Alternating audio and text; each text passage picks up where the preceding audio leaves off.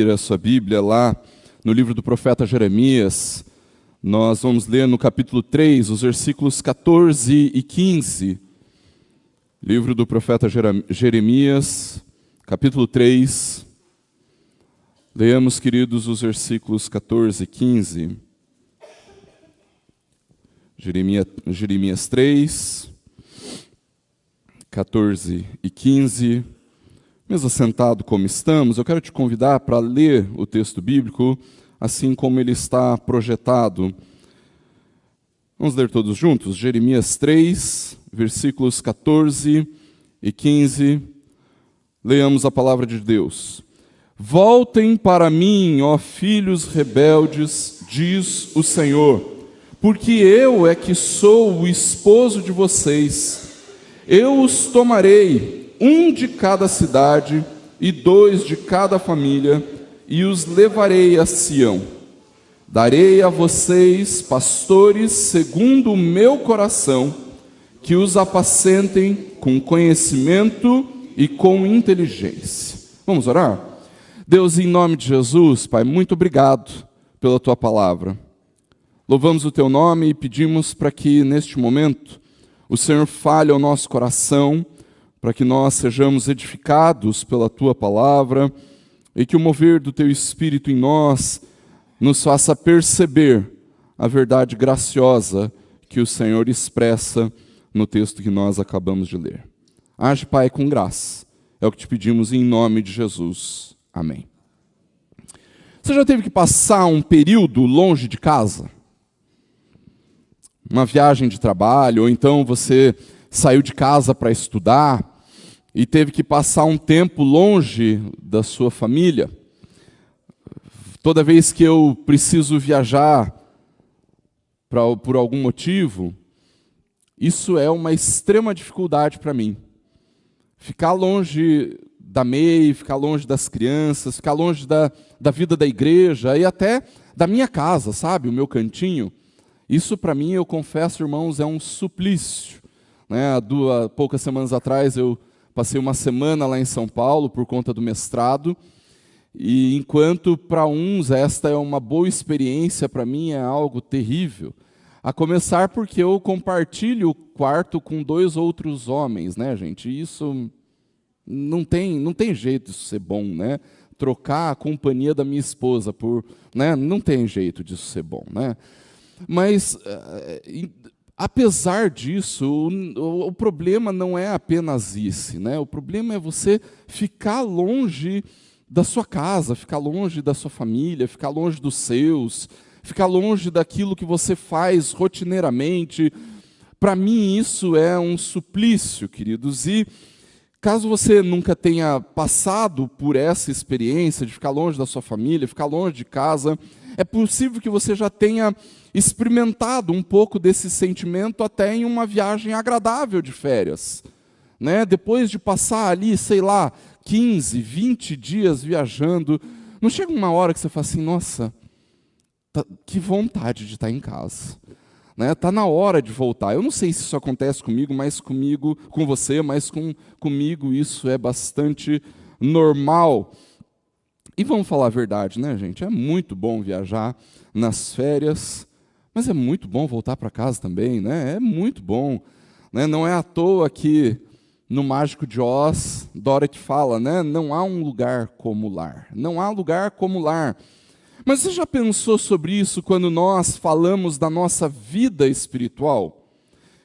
E nesse caso eu não estou falando de ficar longe da igreja, da casa de Deus, ainda que a saudade da igreja seja algo bastante legítimo, né? O tempo que nós ficamos aí afastados durante o período da pandemia e logo que começamos a retornar às atividades presenciais, lembra disso? Parece que foi há tanto tempo atrás, né? Que a gente tinha que fazer inscrição para participar do culto, né? Parece que foi há anos atrás, né? Mas eu lembro de quando os primeiros irmãos começaram a voltar para a igreja e que entravam por aquela porta e choravam, porque estavam com saudade da igreja, do lugar onde nós normalmente nos encontramos para adorar, mas estavam também com saudade dos irmãos, de conviver nesse tempo gracioso com os irmãos, Saudade da igreja, gente, é uma coisa absolutamente legítima, mas muito pior do que sentir saudades da igreja é sentir saudades de Deus. Você já passou por isso? Sentir saudade de Deus. E é muito curioso, queridos, porque quando nós falamos sobre sentir saudade de algo ou de alguém, nós estamos falando de sentir a falta de alguém que está ausente. Não é verdade?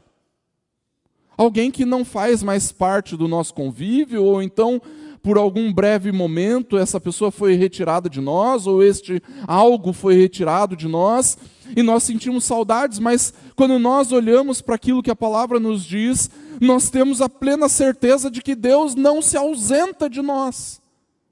Ele está sempre por perto. Ele está sempre presente, Ele está sempre nos auxiliando, nos conduzindo, ministrando as nossas vidas, mas mesmo nesta presença gloriosa, existem alguns momentos em que o sentimento que toma conta do nosso coração é um sentimento de saudade.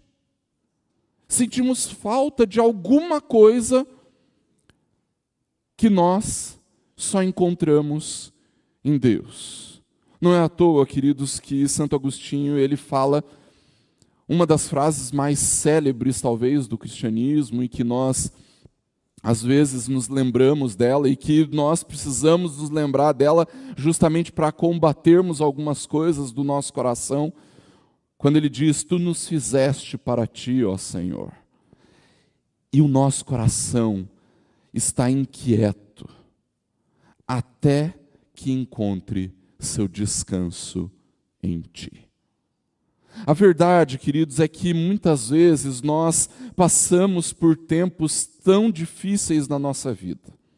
Sofremos descontentamento, sofremos com as frustrações, passamos por dores, passamos pela falta de esperança, e nisso tudo nós acabamos esmorecendo na fé. E mesmo que nós saibamos que Deus se faz sempre presente nas nossas vidas, por causa de tudo isso, nós acabamos sentindo falta de Deus, sentindo saudade de Deus. E isso nem sempre significa sair da igreja, não é verdade? Existem milhares de pessoas indo às igrejas todos os domingos e ainda assim estão com saudade de Deus. Andam inquietos, porque não conseguem mais perceber a presença graciosa, edificante, ministradora de Deus. Quando o profeta Jeremias disse estas palavras em nome de Deus, queridos, o povo de Judá havia passado por um intenso avivamento por causa da reforma religiosa promovida pelo rei Josias. No entanto, queridos, algum tempo depois, e até mesmo durante essa reforma, Deus acusa o seu próprio povo de abandoná-lo para ir atrás de falsos deuses, para ir atrás de ídolos. E mesmo abandonando o Senhor com os ídolos, o povo de Judá sentia falta do Senhor. Mesmo vivendo a infidelidade contra Deus, ainda assim queriam retornar ao Senhor. O início do versículo 3 fala sobre isso. Será que o primeiro marido por Adão não seria aquela terra totalmente contaminada por causa disso? Ora, você se prostituiu com muitos amantes e ainda assim quer voltar para mim, diz o Senhor.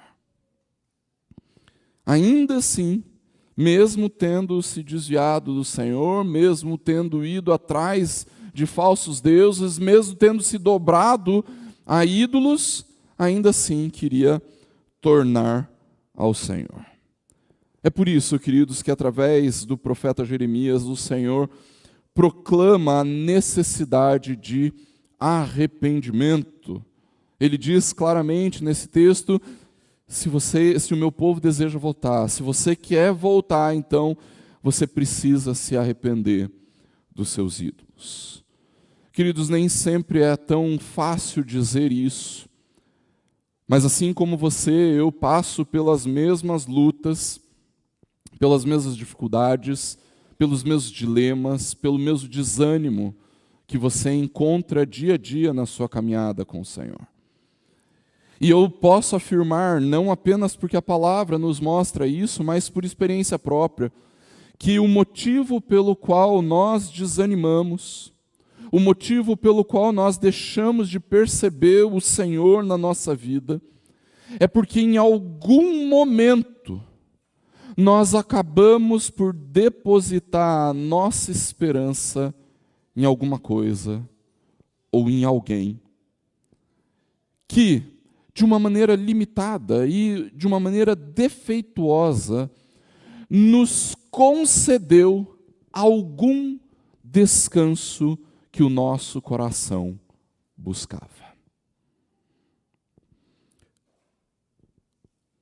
No entanto, queridos, no momento seguinte, em que nós encontramos este falso descanso, este falso refúgio, nós nos vimos decepcionados e abandonados. Parece que o Senhor não está mais ali.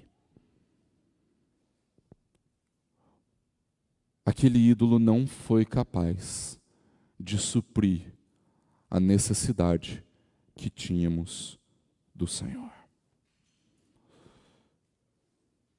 Nossos ídolos, queridos, sempre vão exigir de nós grandes sacrifícios. E no momento em que nós vemos a nossa vitalidade se esvaindo, no momento em que nós vemos o nosso ânimo indo embora, logo em seguida, estes ídolos nos abandonam. Em momentos assim, queridos, o Senhor continua a dizer para nós: voltem para mim. Voltem para mim. Eu sou o seu esposo legítimo. Eu é que tenho aliança verdadeira com você. Eu é que tenho um pacto com você, e mesmo que por um breve instante você tenha virado suas costas para mim, para ir atrás de falsos deuses, eu ainda continuo clamando: volte para mim, se arrependa e volte para mim. Eu sou o seu esposo, eu é quem que tenho legítima aliança com você.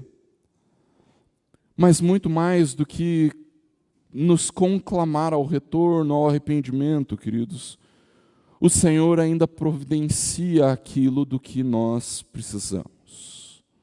O Senhor ainda graciosamente nos dá daquilo que nós precisamos, e uma das coisas que nós precisamos, queridos, é de alguém que nos guie no caminho de volta para o Senhor. Perceba, queridos, que o texto nos diz que é o próprio Deus quem dá pastores ao seu povo. O texto nos diz que o Senhor é quem providencia aqueles que, de fato, têm a função de conduzir o rebanho de volta ao Senhor.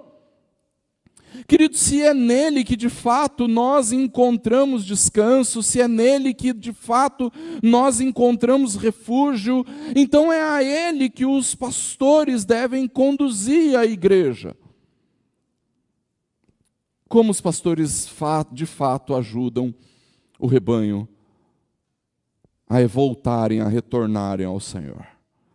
Primeiro, com bom alimento.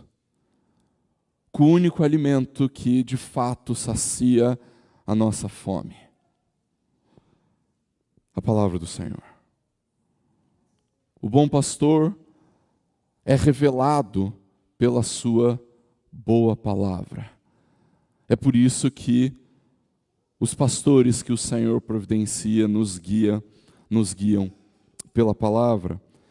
A segunda coisa, queridos, que os nossos pastores nos levam é uma vida em comunidade. Uma ovelha não pode andar sozinha, ela precisa estar junto com o rebanho. Fora do rebanho, uma ovelha é uma presa fácil, mas na vida em comunidade, na vida do rebanho, o pastor pode conduzir e cuidar dessa ovelha.